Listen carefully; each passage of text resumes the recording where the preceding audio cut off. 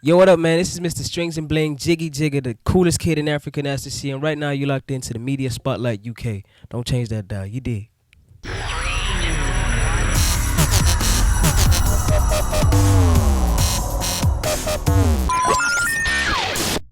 This is J Billz from Media Spotlight UK. I'm back here once again with another special guest. We're in the building with Nasty C. Wagwan, my G. Standing there, you good? All right. So, is this your first time in London? Second time. So, when you were here like last time, like what was the vibe? Like, what did you get at your first experience? Man, the first time I was here, I didn't really get to do much. It was just a show. Literally, that was it. It was the show, and then the next morning we had a long drive from Leicester. I don't know where we were going. I think it was back here. I don't know. Okay. But and then that was it. I didn't really get to do much. Okay. So, are you gonna get some time in whilst you're at the One Music Fest? That you're gonna do some stuff there? Yeah, definitely. I'm going on stage One Africa Fest, and then while I'm here, a couple days prior, and I'm going to be here a bit after. I'm here for 6 days, so definitely I'll get to do something. Oh, so so you're here for a little while. So like, what's the main thing you're wanting to take out of it? Where do you want to go? Like, we got a little bit of time. I want to go to the club. I want to go to whatever spot where rappers just chill at, or people that just like are in the music industry. Okay. Just like where the culture's alive. You know? Okay. Well, I would suggest that if you want like sort of the trendy vibes that go on, like that you fit in still, I would say Shoreditch, like that sort of East End area.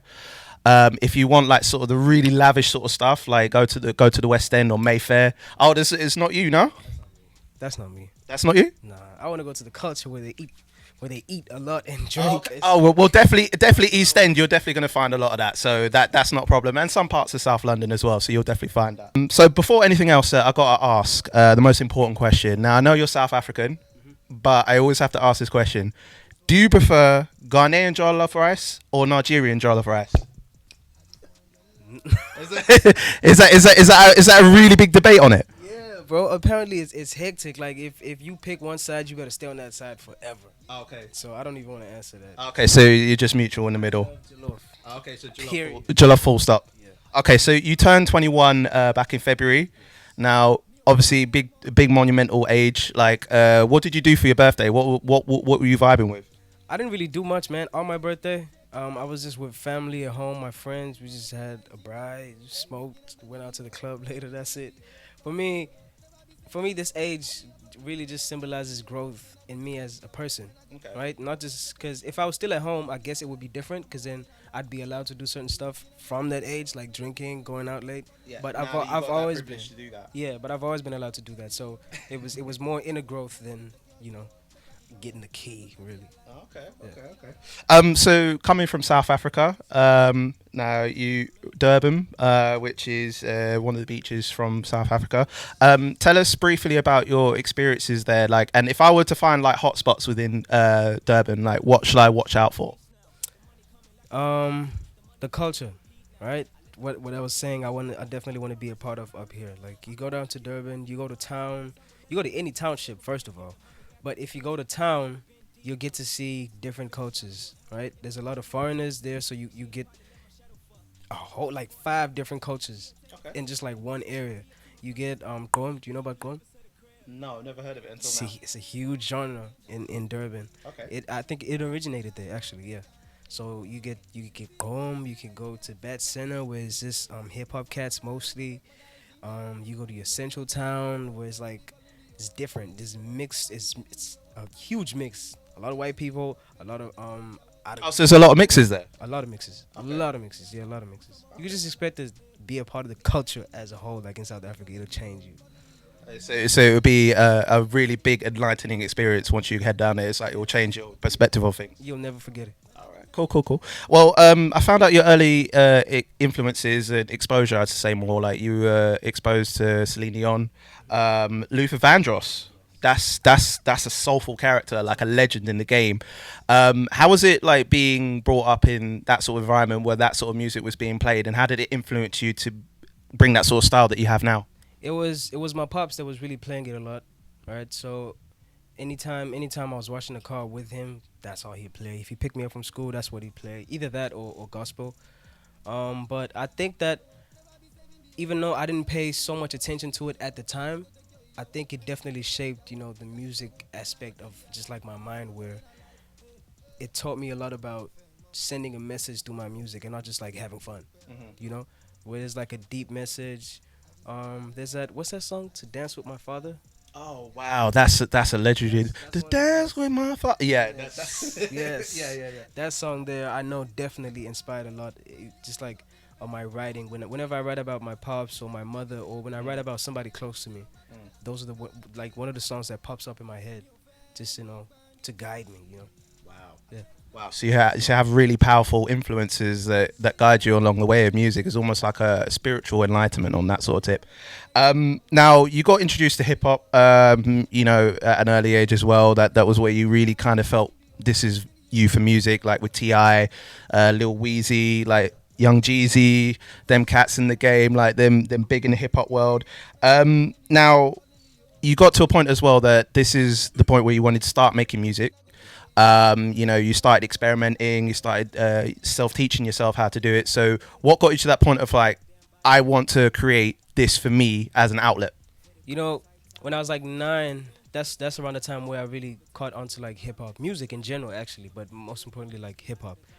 Looking at just like the way they express themselves, man, and just like the way they dress, the confidence, the swag. You got the Yeah, got Gucci on the wrist. Jeez. it just gave me so much confidence, man, and just like a push to express myself and not be afraid to do that.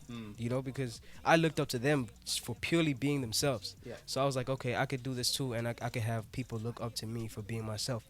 And especially at that time, because I was a very, very, very shy young man, so I didn't even talk that. I can't tell that from now. Like you see like you know what you're doing, bro. You know you out shit. If you'd have met me 2 years ago, I was a different person. Really? Shy, quiet, reserved. I stick to myself. Even now, I'm kind of forcing myself to project my voice like this. Do you know what? It's kind of like with me as well. It's like when I'm on camera, it's like a character comes out. As soon as it comes off, it's like Exactly. it's like being a superhero. Exactly.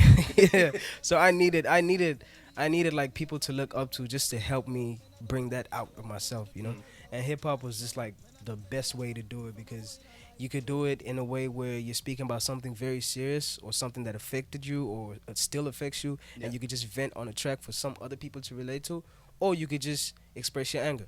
And it was perfect, because it just around the time where I was trying to find myself as a person, I found hip hop, which really helped speed up So hip hop found you, and you found hip hop. So it was like a relationship merged together. self in hip hop. Ah, I like that. I like that philosophy. The track that actually got you noticed, that got you to the point of like, bam, this is you, was when you collabed with Davido and Casper, with Juice Back. You got to the point as well that you even got started being endorsed by other brands, like with Puma. How did that relationship with Puma even come about? And have you got other brands that support you now? Because it was a while back when you got that. Puma's still with me.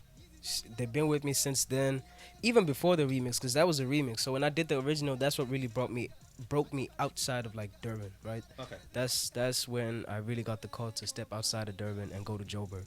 And when I went there, Puma was always like sending me clothes for free before we even had like a formal relationship. See, we need to talk here because I need to. I'm still struggling with other brands to sort me out. I'm telling you, they were just like I think they were just reeling me in slowly, just baiting me. Yeah. But they've always been supportive, always showing me love, booking me to their store openings when nobody even knew who I was in Joburg. I was performing to a crowd that didn't even know who I was. So Puma's always been there. Now we got Puma. I got a collab with Red Bat. They let me design my own range. We put it out. Okay. Doing successful. So being an entrepreneur as well with it. Yes.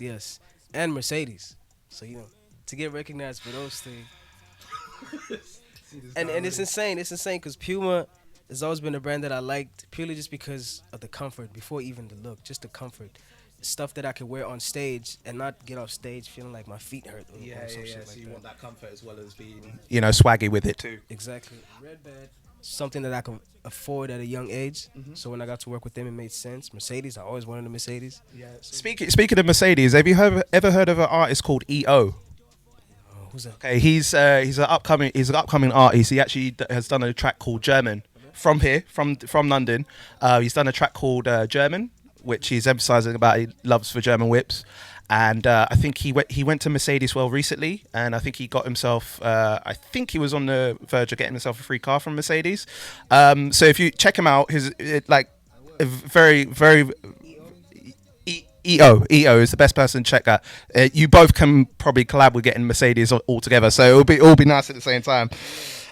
So awards, you've been awarded so much in a little amount of time. BET Awards, South African Hip Hop Awards, Metro Awards. The list goes on. Like, with all this success that you're gaining, all the awards that you're receiving, like, does it make you think, right?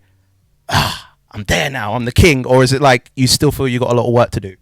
I definitely have a lot of work to do, but I guess accolades kind of make me realize that even people that I never thought would even listen to my music or listening to my music or recognize what I'm doing enough to put me on that stage and let other people vote for me to win an accolade. But it's not really something that I make music for. It's not something I don't go to the studio thinking, oh, I have to get a BET, so I need to make this song. That's not how I work. I work for my fans and for myself. You got a lot of fans. Like, can we just say that this guy is the most unique in terms of reaching out to fans. Like, WhatsApp, I can just about get like a group of so many messages, and I have to mute notifications. It's mad. It's mad. How do you keep up? I don't know, man. The thing is, my fans are really funny. Yeah. Right? Because of what I do on social media, they kind of get my vibe. So I feel like we click. Before they even add me on WhatsApp, they already know what type of person I am. Yeah. So they bring that same energy. So they're really fun. They entertain me. When I have a bad day, I just get on WhatsApp. There's like a million texts. So it's like having an agony aunt in the WhatsApp world. So people just supporting you and just like, you'll get through it. It's fine. And then you just feel like, oh, glad that person told me something. Right. And even at times you find where somebody that's not really in a good space, but they just showing so much love to me, and they mention that they're not in a good space and that my music helps them. So that gives me a chance to talk to them directly about whatever problem that they're facing. And that's just like, it's a good feeling, but I feel like I'm a big brother to like so many people. So it's safe to say that you got family as a real major like support mechanism. You have your brother as your manager? Yeah. Ah, okay, so he's the brother right there. Okay, cool. Now, obviously with family situation, I got a brother myself. If he pisses me off, it's a madness with the sibling rivalry. Do you ever get that with your brother, or is it a thing that you separate family with business when it comes to things like that? How do you manage that? Well, when it's time for business, we don't let those kind of feelings get into the picture. Even when it's business is business. But he'll always be my brother, so I know whatever he may think is right for me that I feel different about, I know he's not just making me do that because at the end of the day we'll get a check. It's for the right reasons. I know he's looking out for me. He'll never push me to do something that'll damage me. Not even just like as a brand. It might benefit the brand and damage me as a person. He'd never do that. If I'm not happy with it as his little brother, he won't make me do it.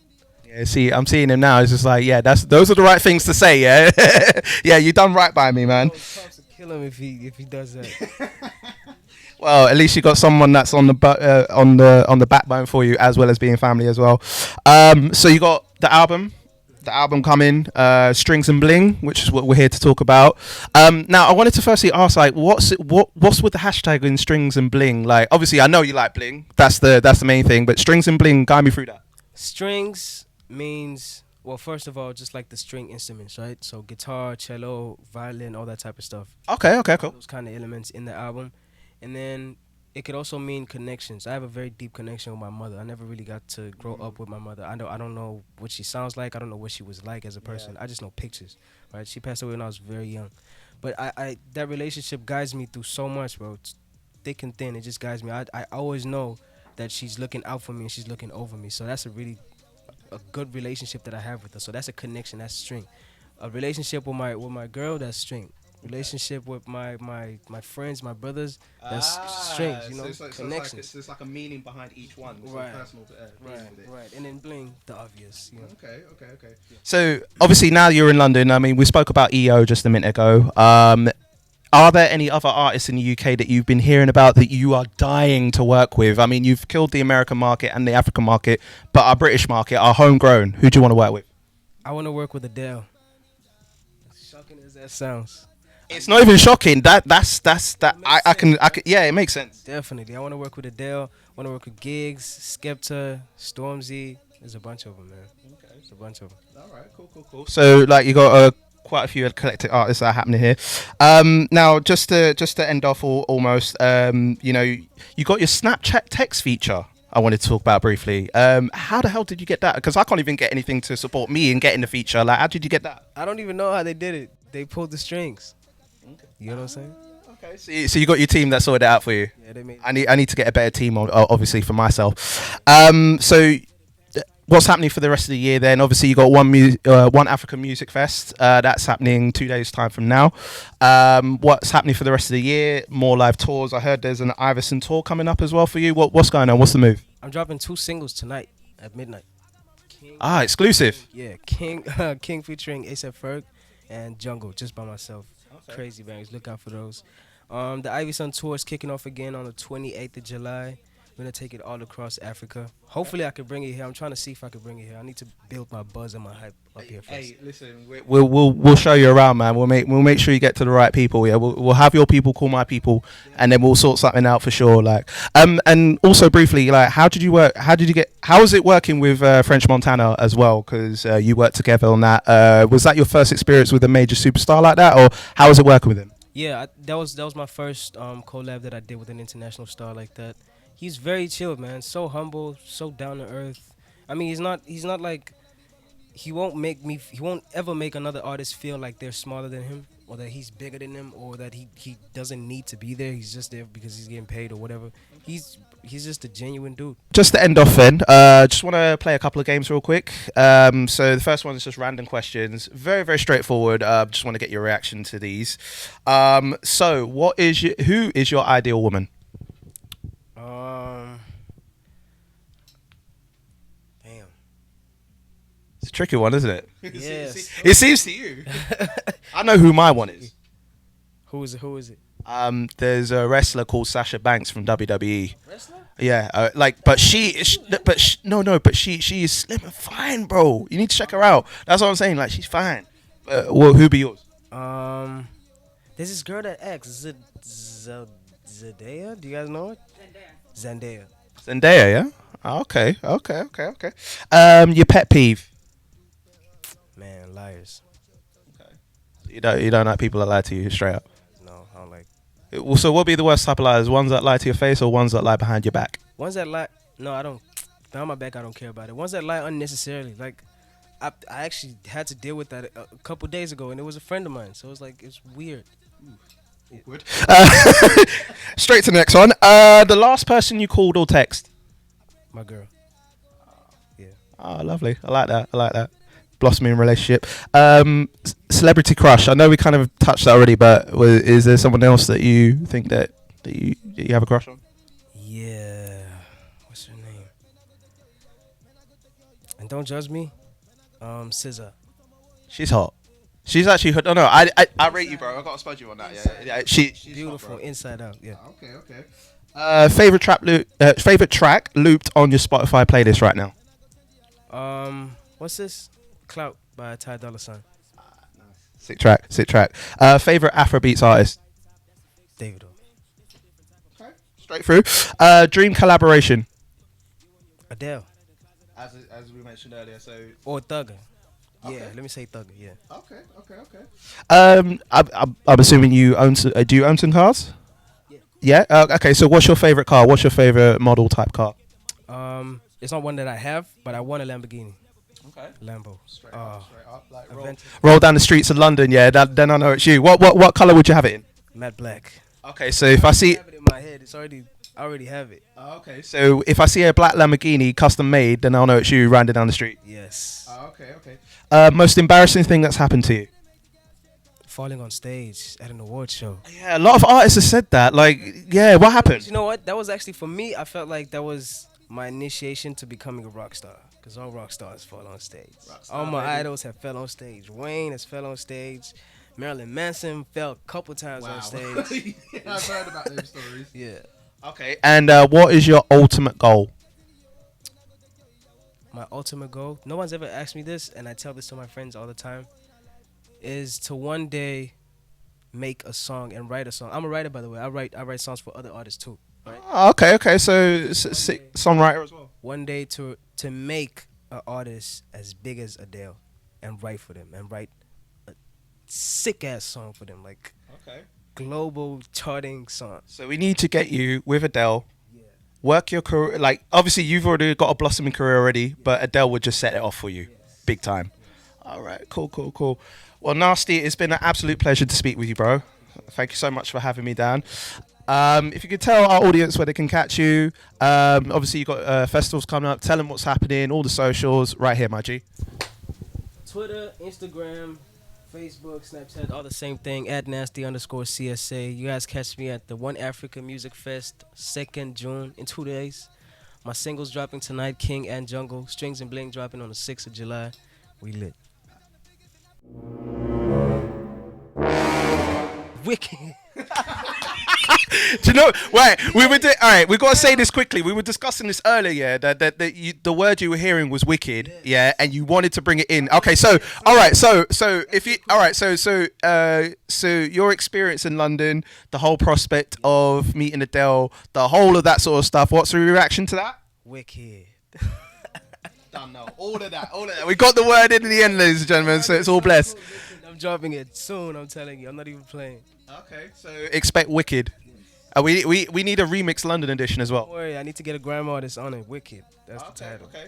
All right. Cool. Let's get it in. Let's get it in. This is J Billz for Media Spotlight UK. We're Nasty C, up in the business, about to take on One Africa Music Festival and kill it, and all the rest of his career. And we're out of here.